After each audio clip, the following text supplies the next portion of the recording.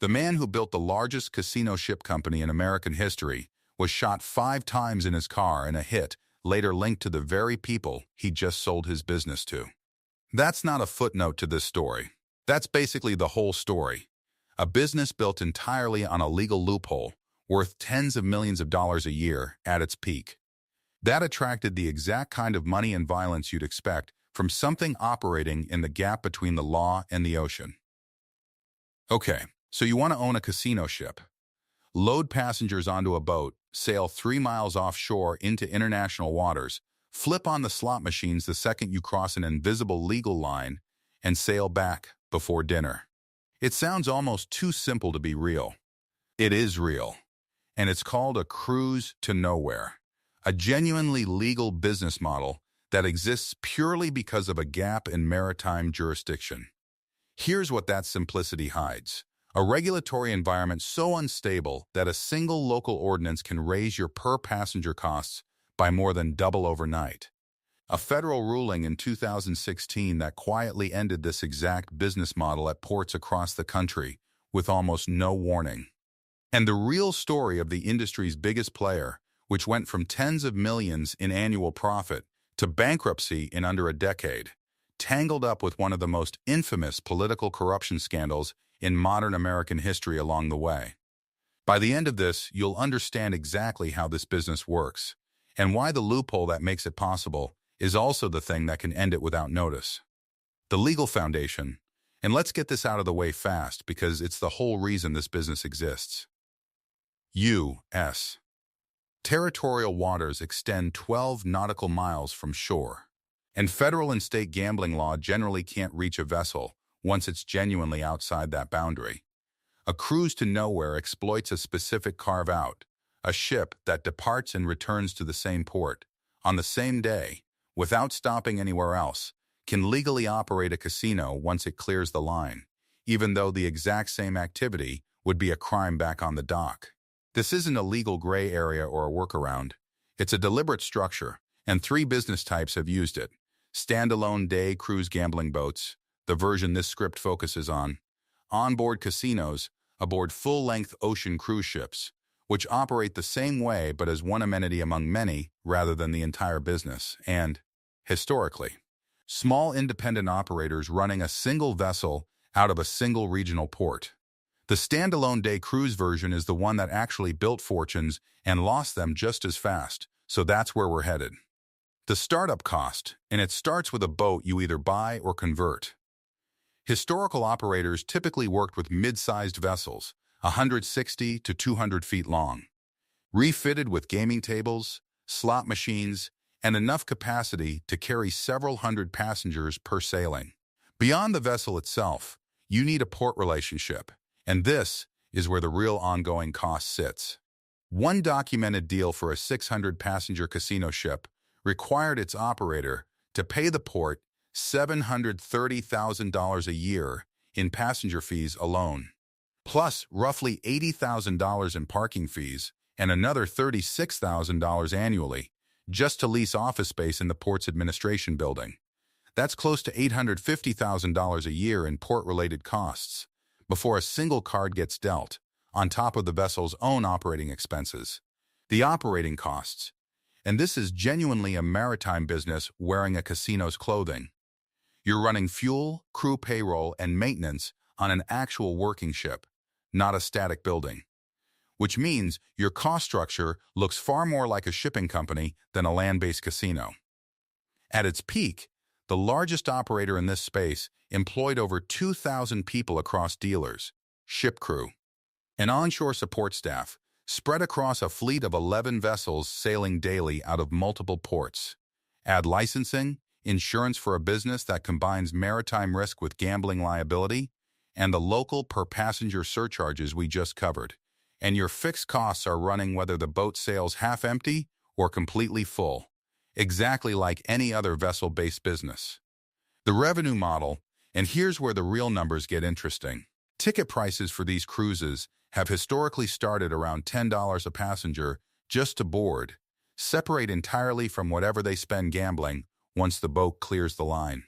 On top of that base fare, the actual gambling handle is where the real money sits, One operator's fleet was documented handling roughly $500 million in total wagers by the year 2000, working out to about $25 million per vessel annually.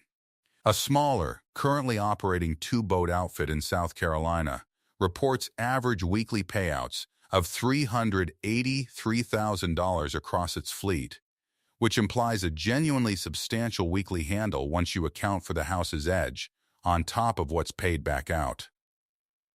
Let's build a realistic scenario for a single 600-passenger vessel running 2 sailings a day. At an average of 400 passengers per sailing and a $10 ticket, that's $8,000 a day in ticket revenue alone, or close to $3 million a year. Add gambling revenue at a conservative estimate of $50 in net house win per passenger per trip, and you're looking at another $14 million a year. Total realistic annual revenue, somewhere around $17 million. Subtract port fees, near $850,000. Fuel and vessel operating costs commonly running several $1,000,000 a year for a ship this size, and a crew and dealer payroll that has to staff a full casino floor and a working ship simultaneously. And a well-run single-vessel operation can realistically clear several $1,000,000 a year in profit. Genuinely serious money for a single boat. Now here's the risk that makes this business fundamentally unlike almost anything else we've covered. Because it's not weather, and it's not a slow season. It's the fact that the entire legal foundation of your business can be rewritten by a single local ordinance or a single federal policy change, with essentially no warning. In South Carolina, the exact per-passenger fee that funds local port authorities has been raised repeatedly by county ordinance, climbing from $7 to $10, then scheduled to climb again to $15, and eventually $18 per passenger, more than doubling your per-customer cost structure over a matter of years through nothing more than a local council vote you have no control over. In 1997, Florida used its own authority under federal gambling ship law to ban slot machines specifically aboard local gambling ships operating from its ports, instantly eliminating one of the most profitable game categories for every operator sailing from that state. And in 2016, a shift in how U.S. Customs and Border Protection enforced immigration and crew status rules effectively ended the cruise to nowhere model for foreign flag vessels sailing out of major ports like New York. A policy change that had nothing directly to do with gambling law at all, and still quietly killed an entire regional segment of this industry overnight. And here's the real-world proof of exactly how volatile this business can get, because the largest company to ever operate in this space lived through nearly every version of this risk at once. SunCruz Casinos, founded in 1994, grew to 11 vessels sailing from multiple Florida ports, employed over 2,000 people, and was earning tens of millions of dollars in annual profit by the time its founder sold the company in 2000 for $147.5 million. The buyers were Washington lobbyist Jack Abramoff and businessman Adam Cadan, a deal that would later become the subject of a grand jury investigation and a central piece of one of the largest political corruption scandals in modern American history. Within 5 weeks of taking over, the new ownership had already bounced $2.5 million checks meant to cover the seller's loans. Within months, the company had defaulted on $20 million in promissory notes and stopped paying vendors, landlords, and tax authorities. The company's founder, Gus Boulis, who had retained a stake in a promissory note from the sale, was shot and killed in his car in 2001, a murder later connected to associates of the new ownership group. SunCruz limped forward for years afterward under new management, but by December 2009, the company was reported to owe $300,000 to a single port authority and filed for bankruptcy days later. A business that had generated tens of millions in annual profit at its peak was gone within a decade, undone by a combination of catastrophic mismanagement, criminal entanglement, and an industry-wide regulatory environment that kept tightening around every operator still standing. So who actually survives in this business today? Almost nobody at the scale SunCruz once operated.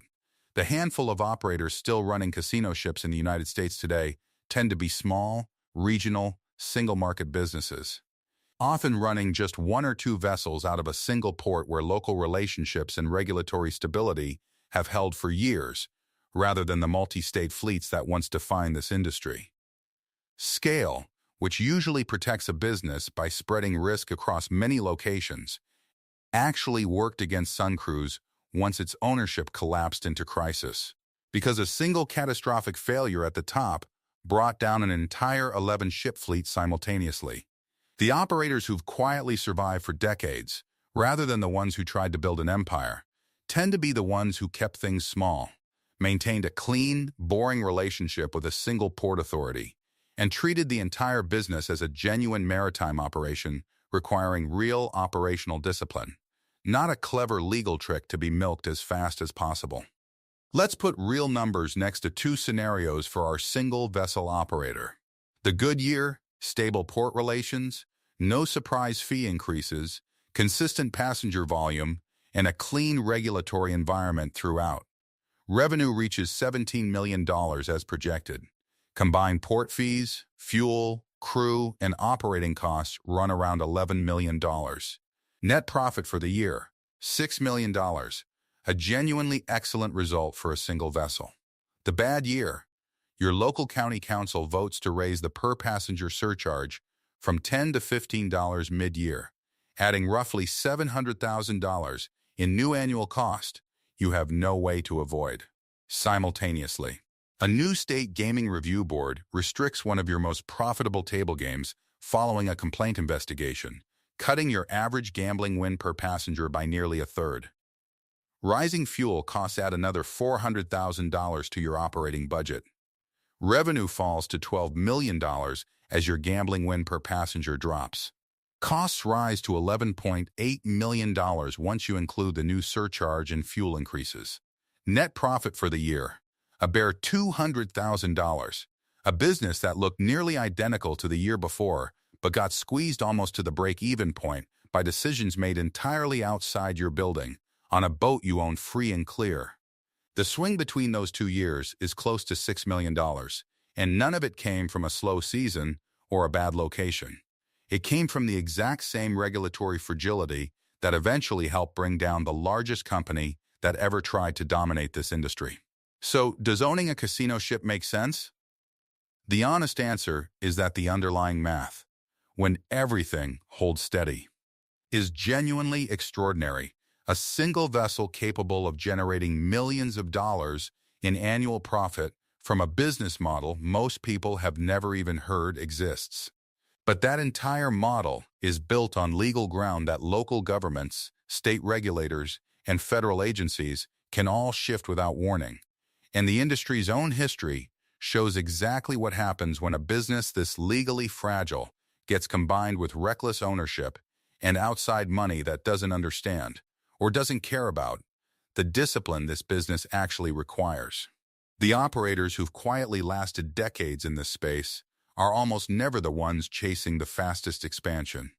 They're the ones who stayed small, stayed boring, and treated their one relationship with one port authority as the single most important asset they owned, more valuable than the boat itself. The fantasy of a legal casino floating just outside the reach of the law is real. And for a handful of small, careful operators, it genuinely works. The history underneath that fantasy is considerably more violent, more politically tangled, and more legally fragile than the slot machines ever let on.